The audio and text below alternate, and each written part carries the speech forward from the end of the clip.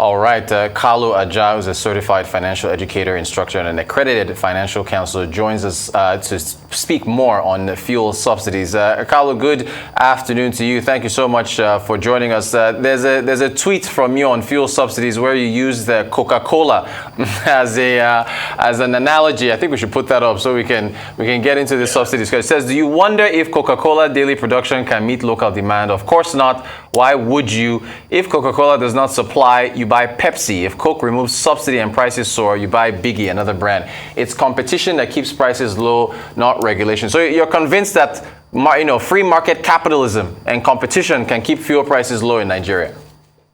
Yeah, that's how it works everywhere in the world. When you have supply driven by competition, then you can then get that productivity gain and then prices go down. Prices are high in Nigeria because only NNPC is important. But why is only NNPC important? Because the price is set. So lots of things have to happen. Take away the price cap, allow free entry and exit. There will be a price hike, but when supply comes in, the price will moderate and be driven by demand and supply.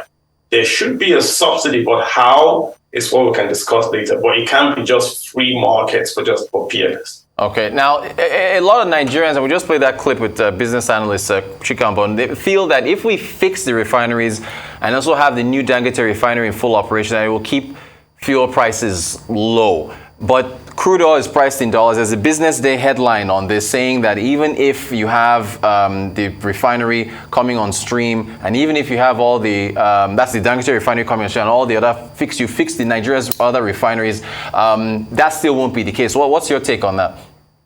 Yeah, we really don't know too much about what's going to happen with Dangote Refinery. Is he going to pay in dollars for the crude oil? Is Nigeria going to pay him naira to buy his crude oil? When we know this, then we can model better. But overall, what is Dangote going to change? It's going to change the transportation cost from certain lands to Nigeria. So he gets crude oil from Nigeria, refines in Nigeria, sells in Nigeria. So we take away the demurrage, take away the shipping a bit. But still, it's going to depend on the forex. Is he buying crude in naira or dollars? Are we buying crude from him in naira or dollars? He's not an EPZ, so he's exporting the PMS to Nigeria, right? So when we get all this fact that we can model better, that's what we can say about that. How do we get Nigerians mentally prepared for life after fuel subsidies if they are removed? We've been asking a lot of folks whose job that is, whether it's us in the media, analysts like yourself, or the governments. Who gets Nigerians prepared? Yeah, I mean, the prices are already up, so Nigerians are already prepared mentally for higher prices. If you're a Nigerian, you're used to inflation. If inflation is not a thing for you. But let's talk about the subsidy. I don't think it should go away. I think it should be redone. Right now, we're paying the subsidy at the ports, so it's filled with corruption and inefficiencies. We can design a system where we pay the subsidies at the pump, allow the poorer Nigerians, the need-based part of Nigeria, to buy subsidized fuel at the pump using BVN, NIN-enabled phones. So that way you take away the corruption, it's only payable in the Nigerian ports. That will drop the cost, and then the subsidy can go to those that cannot afford it. We can't just take the subsidy completely away. No country does that, right? So the problem with the subsidy that is imported, if Dangote is making the PMS locally, then we can subsidize that local production. Very important. All right. And what do you say to the other alternative that, you remove it, but then you use alternatives to cushion the blow? I mean, at one time, the Minister of Finance suggested a 5,000 naira allowance for transportation and stuff like that. So you don't think that's the answer? Somewhat agree with that, but how it will be implemented. So pay the 5,000 at the pumps through your phone, BVN, e-Nigeria, e-Naira. There's a way you can connect all that, and then you pay to the need-based Nigerian population. You shouldn't take it away completely and have everyone pay for expensive fuel. So there should be a subsidy. We don't want to import the subsidy. That's the difference. And the government should then take that subsidy removal savings and invest in infrastructure, gas-powered buses, trains, and all that. But it just can't be full capitalism. That's the point I'm making. Gotcha. Let's talk aviation. You had interesting tweets where you said, sit back and enjoy this movie in response to news. And we already just talked about that on the at the top of the hour. The federal government of Nigeria planning to sanction airlines who sell tickets in foreign exchange. Why are you calling it? Why are you saying sit back and enjoy this movie? Yeah, because they're trying to enforce what they have no control over. The airlines are foreign based. What happens if BA puts on their website in the UK, if you want to fly to Nigeria, paying pounds only in the UK, and then Nigeria has no website open? If I want to buy Amazon, where do I go to? Is there Amazon Nigeria? I go to Amazon, like Amazon Global, and I buy stuff there. Then Amazon ships it here. So how would you enforce that? And that's what they're simply going to do. If you want to buy a first class or business class ticket, they're going to have to go abroad and pay for that ticket abroad in dollars. How are you going to enforce that? Are you going to ask them to move the website to Nigeria, to Ikeja? Then people will physically go to Ikeja and pay for the dollars or in Naira? So don't say what you can enforce, because then it makes you look weak. Mr. Dumoulin, the former guy, had a good suggestion. Business and first class pay in dollars, economy pay in Naira. I like that, because folks like us can pay in Naira, folks like you can pay in dollars for business class and first class. So I like that suggestion. Okay.